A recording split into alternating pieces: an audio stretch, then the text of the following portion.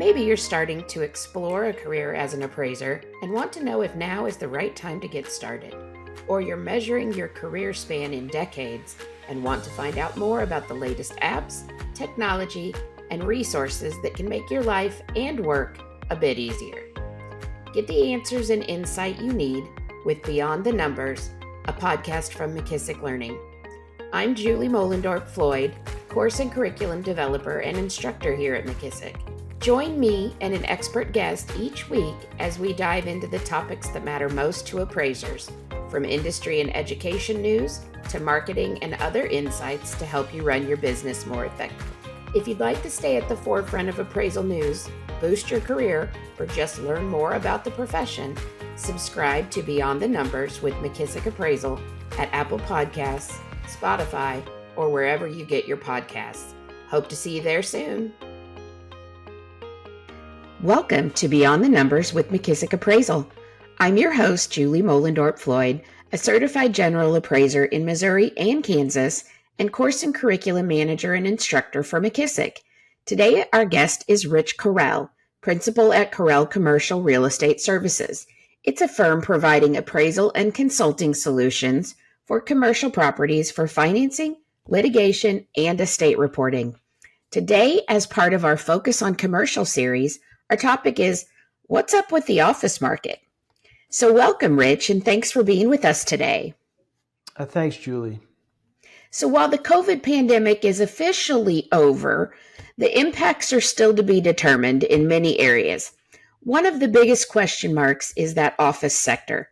What are some of your insights that you could share related to the current state of the office sector? All of the major reporting firms, the brokerages, the asset management firms, and even some of the larger ownerships of office properties have come out with their reports, forecasts, proclamations of what's ahead. And while the tone is negative, the story is much different than what you might think. Many asset classes had the ability to pivot with the pandemic and come at the backside even better, such as restaurants. Mm-hmm. And retail was already adopting the e-commerce, so it was a natural thing to just escalate that area. It's office properties or the office sector that really was ill prepared for such an event. In the U.S. market, 70% of all of the office buildings were built prior to 1990. Okay. So they were already a dated asset class. Yep. And essentially, our vacancy rate in 2018, on average, was in this 6 to 10% range. 6 to 10 was typical of both urban and suburban. At the backside, now in 24, we've escalated to 12 to 18%. Oh, wow. So it's definitely increased.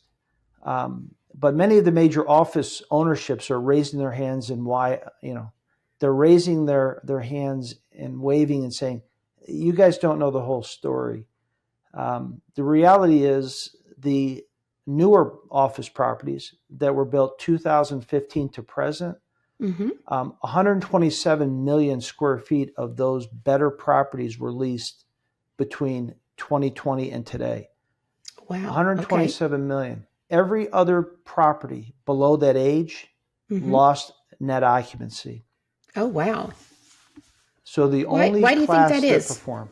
What is it about the newer properties that make them more desirable? What happened with the pandemic, there was already a work from home mentality that was burgeoning in our culture and in workspace due to technology. The pandemic escalated that, where that might have organically taken another 10 to 15 years to play out. With the pandemic, it compressed that evolution. It escalated it in a 3-year timeline.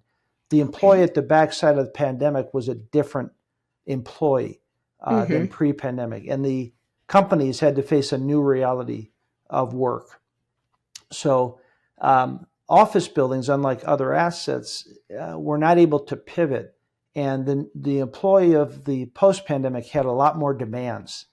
Okay. They wanted offices with amenities such as health and fitness, Mm-hmm. They wanted areas for social. You can imagine the tech companies, some of the cool properties that they have created. Those are thriving. And then the old downtown, office building is dead, Right. basically, in That markets makes like sense. Philadelphia, right? And other markets. So commuting, the number one statement about, why don't I want to go in? It's the commute. Right. Uh, it's become a technology thing. We can work from anywhere. We've all adapted to working on a continuum basis, and we Right. just don't want Yep. to waste that big block of the day getting from A to B. It seems sort of worthless. Sure. But you would think, oh, how productive is it? Because that was the question, right? Companies, we're not going to be productive. Everybody's at home. Right. Uh, and the employees say, I'm more productive because I can do laundry while I'm working. Absolutely. But the reality is they looked at this, they compared the numbers, and they found it's not more productive at home. It's not. It Okay. is not. It's actually less productive on a measured basis for Fortune 100. Um, it's the lack of collaboration that's bad. The Right. collaboration is a missing piece, as well as training. So Mm-hmm. there's no substitute for proximity when it comes to good teamwork, collaboration with ideas, and also training. Those are Interesting. lost in the work from home uh, philosophy. So, I always say that we as appraisers, we were way ahead of the game. We've been working from home my entire career. As an appraiser, I've worked from home, so we were ahead of the game on the work from home. But that the productivity is actually less with the work from home sector. That's an interesting aspect. I hadn't thought of it that way.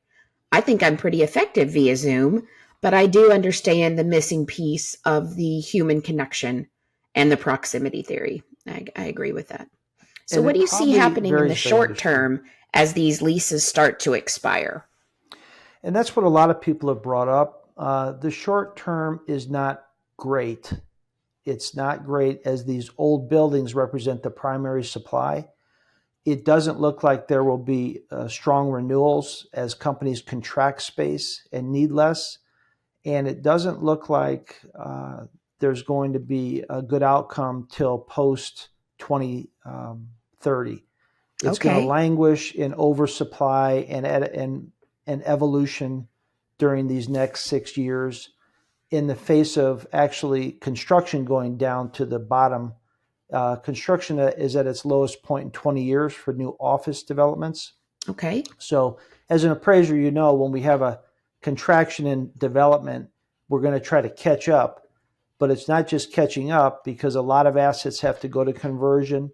You see that in various markets. They're converting old office buildings into apartments. There's one where it's a hybrid of hotel and apartments, and maybe there will be some that actually retain some office space and apartments. I think the apartment market, I have questions on how that's going to play out. It seems like they're still creating a tremendous supply, but it Mm-hmm. seems to almost be fulfilling an endless demand stream as we have the strange elements in housing availability and production, cost of production. Interesting. But shifting back to office, this supply that's obsolete, good appraisal term, right? Mm-hmm. Will have to find its own pathway. And I know funds have already loaded up hundreds of billions of dollars for acquisitions to help that transition. Because you can imagine the cost to create an urban office building Right. is astronomical.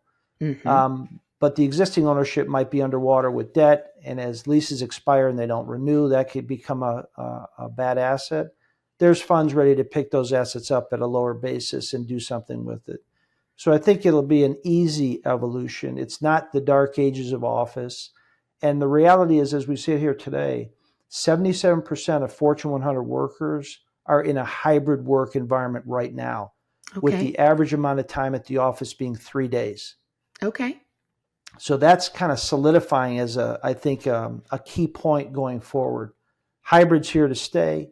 3 days a week is the average amount that they're Right. spending in the office. But they're not just staying at home the whole time. Okay. So you touched a little bit when you talked about conversion to apartments. I hear talk about this term adaptive uses. What does that mean, and what types of uses do you see happening?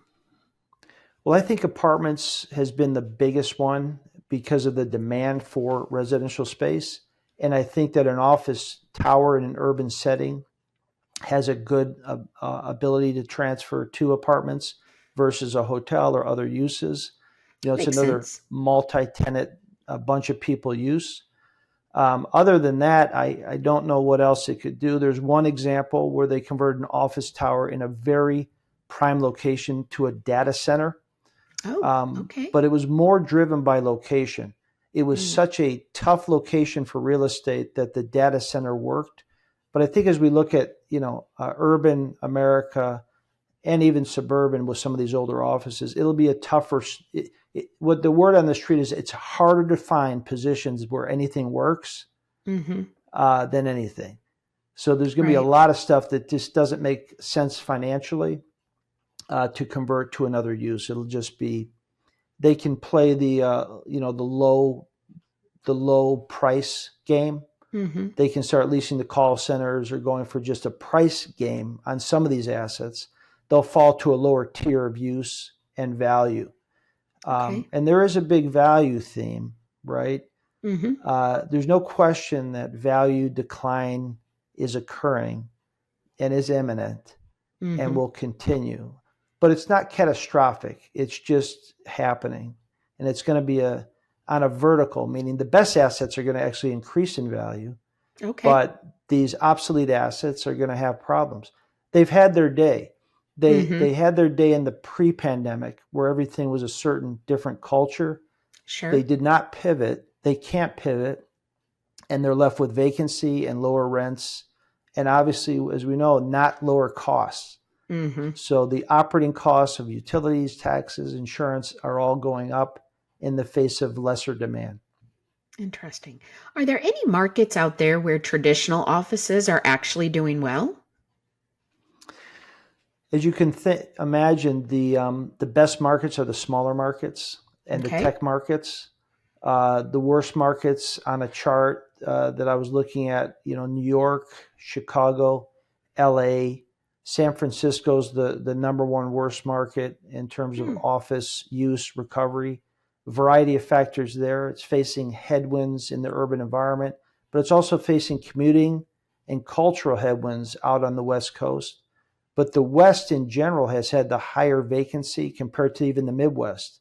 Okay. So there's bright spots in smaller markets like Nashville Hmm. and those kind of tertiary markets that have high quality of living and Okay. easier commute times to the urban core.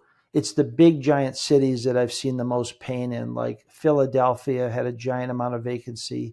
Chicago, um, and New York. Okay. So, say I'm a residential appraiser. I might be thinking it's time to upgrade from residential work because that market is a little bit slower. Maybe this is the time that I should be looking at upgrading to my certified general. Would you say it's a good time to do that, or what advice would you give me? I've been around a long time, and I started as a residential appraiser in 1986. Okay. And I've been through some cycles now with lending and rates. So this feast and famine culture of residential I'm familiar with, and it does impact commercial as well. Whether it's a hot market or a cold market, I'm always an advocate of having a broad skill set. Mm-hmm. Even if you become a certified general and don't commit to total commercial, there's a lot of areas, the 4 flat, 6 flat range, smaller ag land, and we actually do some interesting work in Amish properties. Oh, Uh, wow. yeah, Amish so properties. Tell me about that. right, that's an interesting one. So Amish properties. Now, obviously, this could get me into trouble because there's a lot of rules Right? in classifying people and properties. Sure. But I'm in Indiana, and we have to face the fact that Amish is its own market. Hmm. Its assets appeal to a certain group, and they trade for substantial prices. The Amish market, ag properties and their improvements trade for higher numbers than their regular counterparts. Interesting. Yeah. So as a submarket, they trade at a higher level with specific demand, and we get into that even though we're commercial appraisers. So for Interesting. the residential person, I want the person who likes variety. Mm-hmm. I think variety is more the statement. I know we're always like thinking when we're starving in residential, we got to go to commercial, and that's Mm-hmm. hard and it's a big transition. But if you think of it more like, well, there's a lot of gray areas. A small commercial is not that complex, a small Right. industrial. It's not. And then the hybrid, we'll appraise a church that has 3 houses. Mm. And Okay. we sort of feel like, oh, this is not really our thing, but we're stuck in it because it's classified by lenders as a commercial property. Right. I So also thought my about that related to upzoning. As maybe it was zoned for 4 units and now it's zoned for 6, 8, maybe even 10 units. right, That if you had updated or upgraded your certification and now you were a certified general, but had a strong residential background, that's kind of a natural fit. It needs a right. general, but it needs a general who is experienced in residential. So I'm advocating for commercial, not so much as a life raft, but as just an organic evolution of problem solving and value, I right? like Just that. Not getting as a life raft, as an no, just organic, say that again, organic or solution. it's like an organic evolution to value solutions, I right? like it. Solving problems. What I love most about appraisal is talking to clients. What are we doing here? What do you need? What's your Mm-hmm. expectation? Right. When you've been in this so long, it becomes a conversation of problem solving. And when I work from Wall Street to Main Street, that's quite a span. Sure. Uh, and I've been in a lot of litigation and jury trials where you have to put this in a sixth grade level so Mm-hmm. people can understand it. So for the residential appraiser, I think that there's always opportunity. It's more or less, are you willing to learn new things? Are you willing to expand your scope of what you do every day? Right. Um, even when I Become was a competent. residential, even when I Sure. was a residential appraiser, one thing I love about appraisal is when you get up every morning, you're not sure what you're going to do for the day. Like you don't know what you're going to True. come across. You're looking at 3 houses, you're meeting people. Mm-hmm. In our case, we're looking at commercial properties, and you never know what, as you know, many times the lender says one thing and you get to the property, it's a whole nother thing. Yep. Yep. And just when you think you've seen it all, you haven't, right? Right. Especially in the residential world. Yeah. So, Rich, bottom line, what's the way out for the office market? Is it all doom and gloom, or is there a light at the end of the tunnel? It's going to have to suffer transition. It was not prepared for these events. It wasn't ever designed for this kind of fast paced evolution. So it's going to suffer the pain. I think the pain isn't that bad. If you talk to like your neighbor, they may think, oh, those things need to be, demolished. They're vacant. That's not the story. It's transitioning. And some of those assets won't transition well. And they'll just True. have to they'll have to take the cheap market approach or be demolished and cleared until we Mm-hmm. get to a better situation. But some of these good offices are doing very well. The newest stuff with amenities and the right type of Mm-hmm. workspace, employees are loving that. I think hybrid is here to stay. So there's implications. A little footnote is in these urban centers. If you have workers there just 3 days a week, it has implications for street retail, parking, and all the stuff that's amenities outside of these buildings. So Hmm. that's another factor here for appraisers is what does it mean in a neighborhood downtown in Sure. terms of such a lesser population. Now, maybe all those places are gone because they died in the pandemic. But that has an implication as we go that these buildings just won't be as occupied. So, Interesting. not to answer it with too long of a story, but I think there's favorable things after suffering the pain. They'll emerge at the backside. We'll have better office properties. They'll be fitting what employees want more. And it's sort of exciting, really, because I don't think we've seen the next step. I don't think we've seen what they should develop as an amenity office building for workers. It could be really cool. Like you want to go into the office because it's got amenities, it's got a workplace that you like, and you're getting things done and you're enjoying work. It's not always great to be at home. Right. I love being from home, but I've spent a little bit of time in our corporate headquarters in St. Louis, which is in a very funky, cool, it's an old foundry building. It's just very, as an appraiser, cool infrastructure, cool architecture. And it's a space that, like you said, it was a tech company and we took it over. So it's got a gym. It's got gender neutral bathrooms. It's got a large kitchen area. It's very, very amenity friendly. And even though it's on the opposite side of the state from me, since I'm in Kansas City, I was very productive during my days when I was in the office. Now, that doesn't make me want to go back in an office full time, but having access to an office, maybe a day or two a week, sure had some appeal after I spent some time there. That's an interesting prospect. Yeah, that is. I think you're kind of fitting what I'm saying. You're the exact, I think that's what a lot of people are thinking, that exact thing. But as companies have expanded and over the pandemic, we have hired on a national basis, not a geographic area basis. So getting some of those employees in an office takes travel, and that's expensive. So that kind of remains to be seen on how that will play out. I'm intrigued as an appraiser. Me too, as an appraiser. I'm intrigued as well. So it'll be fun. It'll be fun to watch. Yeah. Well, we value your time and your insight, Rich. Thank you so much for being here. Your thoughts on the office sector are invaluable as we impart on a 4-part series highlighting changes from the commercial side of the appraisal profession. I'm Julie Mollendorp-Floyd, and it's been a delight to have you as our guest. So remember, everyone, to subscribe and leave a 5-star review on Apple Podcasts, Spotify, or your preferred podcast platform. Your support is highly appreciated, and thanks for stopping by. Thanks for tuning in to this week's Beyond the Numbers. If you'd like to stay at the forefront of appraisal news, boost your career, or just learn more about the profession, be sure to subscribe to Beyond the Numbers with McKissock Appraisal at Apple Podcasts, Spotify, or wherever you get your podcasts. Thanks for stopping by.